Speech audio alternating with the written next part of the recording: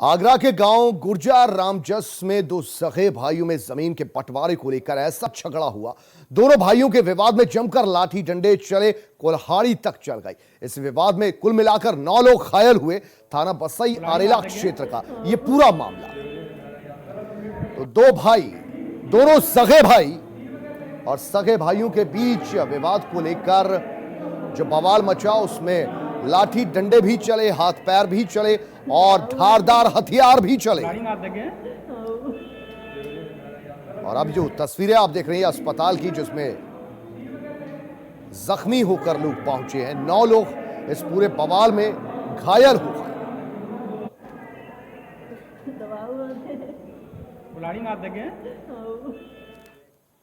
खबर कानपुर से। मामूली सी कहासुनी में यहां भी दो पक्षों में विवाद हुआ और दोनों पक्षों में यहां पर भी लाठी डंडे जमकर चले, ईंट पत्थर जमकर चले।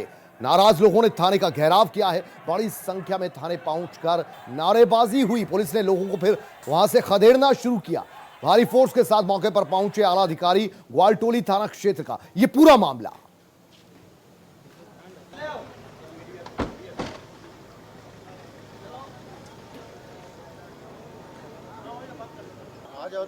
कानपुर की ये तस्वीरें, जहां दो पक्षों में विवाद हुआ। विवाद इतना उलझ गया कि हिंसक हो गया।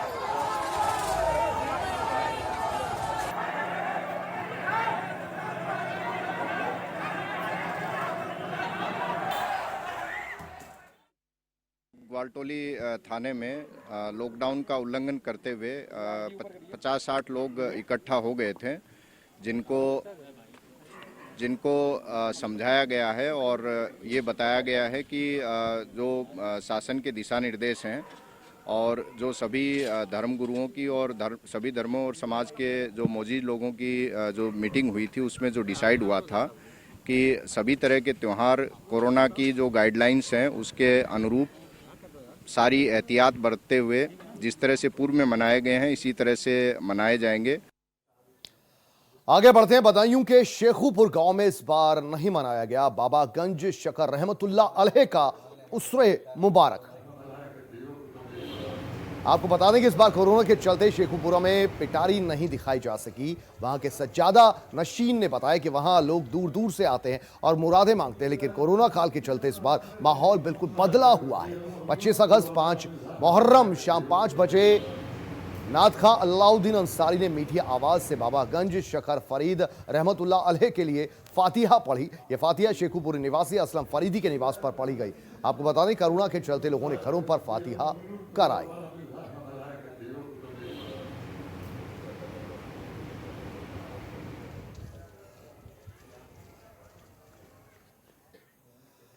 कपकोट ब्लॉक क्षेत्र के ग्राम प्रधान अपनी विभिन्न मांगों को लेकर ब्लॉक मुख्यालय में इकट्ठा हुए और संगठन के जिलाध्यक्ष भुवन ऐठानी के नेतृत्व में धरना प्रदर्शन किया। इस दौरान ग्राम प्रधानों की मांगे थी कि हर घर नल हर घर जल मिशन के अंतर्गत ग्राम पंचायतों में निर्माण योजनाओं को ठेकेदारी प्रथा से मुक्त कर ग्राम पंचायतों को कार्यदायी संस्था बनाया जाए, ताकि गांव में युवाओं को रोजगार मिल सके और गांव की बेरोजगारी दूर हो सके। मनरेगा के प्रत्येक जॉब कार्ड पर वर्तमान में कार्य दिवस 100 दिन से बढ़ाकर 200 दिन करने और प्रधानों के मानदेय को बढ़ाने की भी मांग रखी गई। इससे बहुत ज़्यादा कुछ तो नहीं होगा कि हाँ एटलीस्ट ये होगा कि उनकी जैसे अभी भारत सरकार के द्वारा मनरेगा में एक जॉब कार्ड में 100 दिन प्रोवाइड किए जा रहे हैं, तो हम चाहते हैं कि जैसे कि सरकार भी इससे बहुत अच्छी तरह से अवगत है कि अभी बागेश्वर की अगर हम बात करें तो तकरीबन 45,000 से ज़्यादा हमारे यहाँ पर प्रवासी भाई बहन यहाँ पर गाँव पहुँचे हैं, जो अपने किसी व्यवसाय में लगे हुए थे, लेकिन वो अभी यहाँ पर आ गए तो उनके हाथ में कोई रोज़गार है ही नहीं। तो हम चाहते हैं कि जो एक जॉब कार्ड में गवर्नमेंट के द्वारा जो 100 दिन प्रोवाइड किए जा रहे हैं, हम चाहते हैं कि उसको 200 दिन किया जाए। और मनरेगा की जो दिहाड़ी है भी जो 2 से 1 रुपया है, मुझे लगता नहीं कि ऐसा लगता नहीं कि आज की डेट में कोई 2 से 1 में दिहाड़ी करेगा। आपदा में अवसर। प्रधानमंत्री नरेंद्र मोदी के इस मंत्र को यूपी के एक गांव के लोग लागू कर रहे हैं। जी हां, बाराबंकी जिले के फतेहपुर इलाके में इस वक्त बाढ़ से आफत मची है। सड़कें पानी पानी हो चुकी हैं, पूरा इलाका जलमग्न है, लेकिन इस आपदा में भी ग्रामीणों ने अवसर ढूंढ लिया है। इस रिपोर्ट के जरिए जानिए। जब से प्रधानमंत्री नरेंद्र मोदी ने देश को संबोधित करते हुए आपदा में अवसर ढूंढने का मंत्र दिया है, तब से मानो हर कोई उनके इस मंत्र को आत्मसात कर रहा है। बाराबंकी में बाढ़ पीड़ितों ने भी बाढ़ की आपदा में अवसर ढूंढकर बैठे बिठाए अच्छी कमाई कर ली है। हालांकि इसके लिए गांव वाले खुद बैलगाड़ी बन रहे हैं, लेकिन हर आने जाने वाला उनके काम की खूब तारीफ कर रहा है। बाराबंकी के तहसील फतेहपुर इलाके में बाढ़ ने कोहराम मचा रखा है। नदी का पानी सड़कों पर भर गया है। सड़कों पर भारी पानी राहगीरों के लिए मुश्किल खड़ी कर रहा है। तो वहीं स्थानीय लोग बाढ़ पीड़ितों के लिए कमाई का एक अच्छा जरिया भी बन गए हैं। बाढ़ पीड़ित लोग इस सड़क से गुजरने वालों को और उनके वाहनों को अपनी बैलगाड़ी से पानी पार कराते हैं और उनसे पैसे भी लेते हैं। स्थानीय लोगों ने बताया कि यहाँ से गुजरने वाले राहगीर पानी से बाहर निकलने के लिए बैलगाड़ी की मदद लेते हैं और उतराई के नाम पर 50 रुपए भी ग्रामीणों को दे देते हैं। यहाँ पुल पर पानी चल रहा है कमर भर। अच्छा, अब बस नहीं चलता का? बस हमारे बेलहारे से आवत है, यहाँ पर रुक के लौट जाते। फिर यहाँ से यात्री कैसे जाते? यात्री है डल्लभ से लगे हैं, डल्लभ 4 ठोर इधर से उधर डल्लभ चल रहे हैं। अच्छा, तो यात्री जो मोटरसाइकिल से होते हैं वो मोटरसाइकिल लटके डल्लभ पर जाते हैं। अच्छा, मतलब तो यहाँ बैल लगा के अपने हाथ से लगे? बैल नहीं चल पाई है, सब अपने हाथ कंधे पर धइ के जुआ तब इस पार जाते। तिवारीपुर से आ रहे हैं, हमारा सबका रोज उजाना है। यहाँ से रामपुर जाइत है, रिश्तेदारी है, कहूँ कुछ है, कहूँ कोई देखा जा रहे हैं। और यहाँ से हर साल का यह माहौल है कि यहाँ पानी बराबर हर साल भर जाते हैं, लोग यहाँ से निकल नहीं पाते हैं। बारिश में काफ़ी इसमें उभड़ करके आ जाता है पानी, और पानी ज़्यादा हो जाता है। इसमें सरकारी बसें जो चलती हैं ना, तो उसका आना जाना एकदम से जो है रुक जाता है।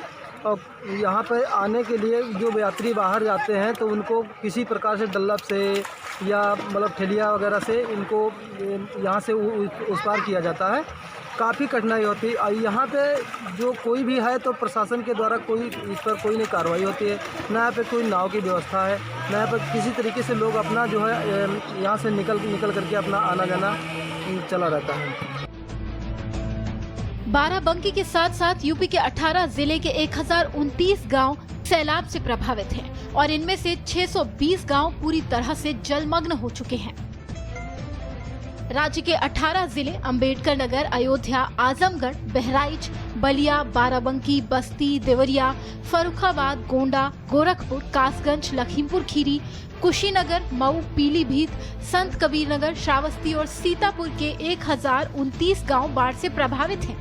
इनमें से 620 गांव का संपर्क राज्य के बाकी हिस्सों से कट गया है।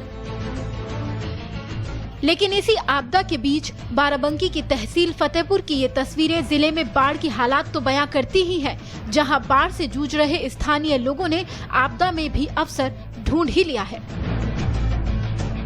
Bureau report, R9 TV, Uttar Pradesh, Uttarakhand.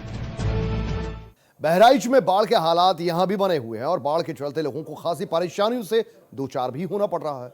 जिले के गोलागंज इलाके में दरअसल बाढ़ प्रभावित लोगों ने जान बचाने के लिए एक स्कूल की छत पर पनाह ले रखी है। ये रिपोर्ट देखिए। यूपी के बहराइच में लगातार बाढ़ के हालात बने हुए हैं। घाघरा और सरयू नदी उफान पर है, जिसके चलते जिले के कई गांव में लोगों का जनजीवन अस्त व्यस्त हो गया है। बाढ़ का सबसे ज्यादा असर महसी तहसील के गोलागंज इलाके में है, जहां पूरा गांव बाढ़ की चपेट में है। हालात की बात करें तो यहां प्रशासनिक मदद बाढ़ पीड़ितों से कोसों दूर है। गोलागंज इलाके में बाढ़ से बचने के लिए दर्जनों परिवार ने एक स्कूल की छत का सहारा लिया है। यहाँ घाघरा के बाढ़ से परेशानी है, यहाँ न खाना पीना की दिक्कत है, न कुछ यहाँ रहन सहन की दिक्कत है हमका सबका। और लड़का बच्चा आज बर्तन जो नहीं हवा चली है, बर्तन भी सब उड़ गया आज। तो वहीं इलाके में बाढ़ पीड़ितों का कहना है कि प्रशासनिक मदद के नाम पर बाढ़ चौकी से एक बार खाद्यान्न किट मिली थी, जो कुछ ही दिनों में खत्म हो गई। उसके बाद ना तो कोई मदद मिली और ना ही कोई इनकी बदहाली देखने गांव में पहुंचा। नहीं मिला, बाढ़ में कुछ नहीं मिला। हाँ, नहीं पल्ली मिली, राशन मिला। तो जी के 10 आदमी खवैया है तो 10 किलो आटा 10 किलो चावल मुहे जी। अच्छा, अधिकारी सरकारी कर्मचारी कोई नहीं आवत है। तो वहीं प्रशासनिक अफसर बाढ़ पीड़ितों को हर संभव मदद उपलब्ध कराने का दावा करते हुए नजर आ रहे हैं। आने से सबसे पहले तो 63 गांव हमारे प्रभावित हैं, उसमें सभी में नाव लगा दी गई है। जो बंधे पे आ गए थे उनको प्लास्टिक की तिरपाल का वितरण कर दिया गया है। जो बंधे के उस पार के गाँव हैं सभी गाँव में शासन द्वारा उन्होंने जो राहत राशन वो वितरित कर दिया गया है और कुछ गाँव में वितरण हो भी रहा है। आज भी सर ने भी वितरण किया है। पुलिस कर्मियों पर गंभीर आरोप लगाते हुए ग्रामीणों ने कहा कि प्रशासन की तरफ से बांटी जाने वाली राहत सामग्री बाढ़ पीड़ितों की बजाय चौकियों पर ही बांटी जा रही है। गांव में भीषण बाढ़ के हालात के चलते गांव से लोग चौकी तक नहीं पहुंच पाते हैं, जिसकी वजह से उन्हें कई दिनों तक बिना राशन के ही रहना पड़ रहा है। बहराइच जिले की 4 तहसील के 40 गाँव इस वक्त बाढ़ की चपेट में है, जिनमें से 25 गाँव बाढ़ के पानी से टापू में तब्दील हो गए हैं और इन गांवों में ग्रामीण खाना बदोश की तरह जीवन गुजारने पर मजबूर हैं। ब्यूरो रिपोर्ट आनंद टीवी उत्तर प्रदेश उत्तराखंड। आगे बढ़ते हैं। कानपुर देहात के गांव पुलंदर के लोग राशन के लिए आसपास के गांव में भटक रहे हैं। गांव वालों का आरोप है कि कोटेदार राशन देने के नाम पर गालियां देता है। राशन देने में आनाकानी कर रहे कोटेदार की कई बार शिकायत की गई, बावजूद उसके खिलाफ कोई कार्रवाई नहीं हुई। कोरोना जैसी महामारी के बीच सीएम योगी आदित्यनाथ ने हर गरीब तक राशन पहुंचाने के आदेश दिए हैं, लेकिन कानपुर देहात जिले के पुलंदर गांव में राशन के लिए गरीबों को कोटेदार से राशन के बदले गालियां मिलती हैं।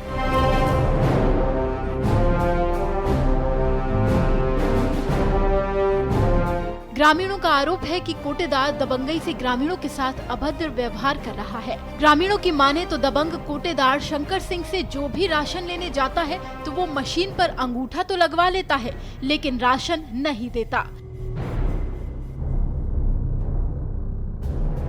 गांव का बुजुर्ग हो या महिला, जो भी राशन के लिए कोटेदार से कहता है वो उसे गाली गलौज कर भगा देता है। राशन लेने जाते हो क्या बोलते हैं कोटेदार? अरे कहिए यहाँ घर गई है क्या, चलो यहाँ से न भागा, चल देते हो बोरी बच्चा लेके ना। हाँ, जब दूसरी जगह जा रहा है तो धमकी देता है। क्या कहता है? मारने के लिए। नहीं, कभी कार्ड बना है आपका? हाँ, कार्ड बना है। कार्ड बनने के बावजूद भी नहीं देता है? हाँ। क्यों, क्या कहता है? कहता है कि तो यहाँ जाइए, जैसे आपके दरवाजे पहुँचे तो कहता वहाँ दूर खड़े हो, और पैपा से हाथ भी नहीं धुलने देता है। अच्छा। वहाँ दूसरे पैपे से धोला होगा और यहाँ अंगूठा लगवाता है? अंगूठा लगवाता है, वहाँ से दूर से कहता है। और राशन अंगूठा लगाने के बाद राशन के लिए मना कर देता है ना, फिर जो है तो रोज बाद आओ। अच्छा, ये हो गई है कि मेरे राशन पहले था जी, उसमें नट में चढ़ा था, उसको नट से हटा दिया गया। हमको 1 साल के ऊपर हो गया, मुझे राशन कोई नहीं मिलता है। शिकायत नहीं किया आला अधिकारी? नहीं, शिकायत मैंने किया, कई जगह किया, एप्लीकेशन भी दिया है, उसकी कोई आज दिन तक कोई सुनवाई नहीं हुई। जैसे कोटेदार के पास जाते हो तो क्या? कोटा वाले के पास गए कि जिसमें टावर नहीं है, कहीं कुछ नहीं, बहला देता है, बस लौट जाओ। ग्रामीणों ने दबंग राशन कोटेदार की शिकायत कई बार अधिकारियों से भी की, लेकिन अधिकारी जांच तक के लिए गांव में नहीं पहुंचे। वहीं इस कोरोना काल की घड़ी में शासन के आदेश के बाद इस गांव के लोग राशन को दूसरे गांव में भटक रहे हैं। राशन बना हुआ लौटा देता, कहता तुम्हारा राशन कार्ड कट गया है। मतलब राशन कार्ड है तुम्हारा? हमारे पास है, बावजूद इसके राशन नहीं दे रहे? फिर भी नहीं मिल रहा है। कितने बार गए हो कोटेदार के पास? करीब 10 बार हो गए। क्या कहता है? कहता है इसको बनवा के लाइए, वहाँ पुखराए जाइए, वहाँ बनेगा तो आपको मिलेगा। फिर दौड़ के गए तो फिर बोला पैसा दो, तो पैसा बनवा देंगे, फिर पैसा दिया, फिर भी नहीं बना। इस पूरे मामले को लेकर जब जिले के अधिकारी से बात की गई तो उन्होंने मामला संज्ञान में आने के बाद अब कार्रवाई की बात कही है। पुलंदर ग्राम पंचायत की शिकायत अभी तो हमारे कार्यालय में नहीं प्राप्त हुई है। जैसे ही यदि हमें कोई शिकायत प्राप्त होती है, आपके भी बताए हुए कथन के आधार पर उसको हम संज्ञान में ले रहे हैं और पुलंदर ग्राम पंचायत के कोटेदार की विधिवत हम जांच कराएंगे। हमारी टीम जाकर वहां पर मौके पर ग्रामीणों के संपर्क कर उनसे बयान लेगी और जो भी उसमें अनियमितताएं अगर प्राप्त होंगी तो तदनुसार शासनादेश के क्रम में कार्रवाई की जाएगी। लेकिन प्रशासन की लापरवाही और कोटेदार की दबंगई के बीच गरीब गांव वालों की परेशानी दिन पर दिन बढ़ती जा रही है। ब्यूरो रिपोर्ट, आनंद टीवी, उत्तर प्रदेश, उत्तराखंड। आगे बढ़ते हैं, अगली खबर का भी रुख करेंगे और इस अगली खबर में आपको दरअसल बताते हैं कि सोनभद्र के बहुआरा गांव में 64 परिवारों पर बेघर होने का खतरा कैसे मंडरा रहा है। एमएलसी ने सीएम को खत लिखकर गांव वालों से घर खाली कराने की मांग की है। उधर 64 पीड़ित परिवारों का कहना है कि जिस जमीन पर रह रहे हैं वो सरकारी है, लेकिन एमएलसी उस पर बेफिजूल ही अपना दावा ठोक रहा है। सोनभद्र का बहुआरा गांव सितंबर 2018 के बाद एक बार फिर चर्चा में है। 2018 में प्रदेश के मुख्यमंत्री योगी आदित्यनाथ ने इस गांव में करोड़ों की योजनाओं का शिलान्यास और लोकार्पण किया था, लेकिन एक बार फिर सोनभद्र का बहुआरा गांव चर्चा का विषय बन गया है। दरअसल मौजूदा एमएलसी केदारनाथ सिंह ने इस गांव को गोद लेने की घोषणा की थी। गांव को गोद लेकर एक आदर्श गांव बनाने का वादा करने के बाद बहुआरा गांव में 15 बीघे जमीन पर प्रधानमंत्री आवास के तहत घर और शौचालय बनाने के लिए ये जमीन ली गई है। लेकिन एमएलसी को जानकारी मिली कि गांव के लोग सरकारी जमीन पर बसे हुए हैं, जिसको देखते हुए एमएलसी ने मुख्यमंत्री को पत्र लिखा। पत्र के आधार पर कार्यवाही हुई और 64 परिवारों को जल्द से जल्द जमीन खाली करने का नोटिस दे दिया गया। पहले यहाँ पे जमीन जो थी वह जिला पंचायत की थी। उसके बाद सन 2011 में चकबंदी के बाद इस जमीन को सिंचाई विभाग के द्वारा हस्तांतरित कर दिया गया और उसके बाद जो है यहाँ पे बस्ती बनाए उसको बेदखल किया जा रहा है। इसमें क्या कौन कर रहा है? इसमें एमएलसी साहब के लेटर पैड के द्वारा सिंचाई विभाग के अभियंता बताए कि उनके द्वारा लिखा पढ़ी करके जो है कानूनी कार्रवाई की जा रही है। वो बार बार कह रहे हैं कि आप लोग खाली कराओ। हमारे पिताजी अन्यत्र जगहों से आकर के करीब में 60 साल पहले यहाँ पर घर द्वार, ये जंगल था, जंगल को काट करके लोगों ने घर बनाया और यहाँ पर जितने भी 64 परिवार हैं, 64 परिवार में कम से कम 1000 लोग, छोटे बड़े मिलाकर सब 1000 लोग हम लोग हैं। और यहाँ आज तक बहुत सरकारें आई और चली गई, लेकिन ऐसा कोई जो है कि नहीं हुआ जो कि पूरी बस्ती को खाली कराने या यहाँ से हटाने की कोई बात या साजिश कोई रचा हो। आज हम लोगों के जानने में पहला घटना है, पहला मर्तबा ऐसा हुआ है जो कि ऐसा हम लोगों के ऊपर आफत विपत आया हुआ है। ग्रामीणों की माने तो एमएलसी केदारनाथ सिंह ने बहुआरा गांव में लगभग 15 बीघा जमीन अपने बेटे, बहू और पत्नी के नाम पर खरीदी थी और अब उनकी नजर इस सरकारी जमीन को हड़पने की है, जिसको देखते हुए उन्होंने इस जमीन को खाली कराने के लिए कार्रवाई की है। हालांकि इस मामले में अपर जिला अधिकारी योगेंद्र बहादुर सिंह ने बताया कि एमएलसी केदारनाथ सिंह के द्वारा लिखे हुए पत्र के आधार पर ये जमीन ट्रांसफर कर नहर प्रखंड मिर्जापुर को दे दी गई है।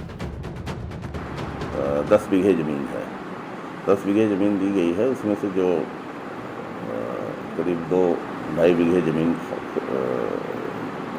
उसमें खेती करके कब्जा था और बाकी 6-7 बीघे और कुछ 1 बीघे खाली भी था। तो 6-7 बीघे ज़मीन पे पहले से मकान बना के लोग रह रहे हैं। हालांकि सरकार भी काफ़ी पहले से दर्ज रहा है, लेकिन सरकार की ज़मीन पर जो कि सिंचाई प्रबंधन में है तो उससे कोई राइट्स नहीं दिए जा सकते। अगर कोई आवश्यकता, कोई पात्र व्यक्ति होगा तो उसे कहीं और बसाने की व्यवस्था की जाएगी। लेकिन सबसे बड़ा सवाल ये खड़ा होता है कि अगर जमीन सरकारी थी तो प्रशासन ने कैसे लोगों को प्रधानमंत्री आवास और शौचालय जैसी सुविधाएं उस जमीन पर प्रदान की। हालांकि प्रशासन भी ये मानता है कि एमएलसी के पत्र पर कार्रवाई हो रही है और लोगों को जल्द से जल्द खाली करने के आदेश दिए गए हैं। अब ऐसे में 64 परिवारों के सामने छत छीनने का डर खड़ा हो गया है। Bureau report, R9 TV, Uttar Pradesh, Uttarakhand. तो ये थी अपना गांव में गांव देहात से जुड़ी हुई खबरें। फिलहाल दीजिए इजाजत, आप बने रहिए R9 टीवी के साथ सिर्फ खबर के लिए। नमस्कार।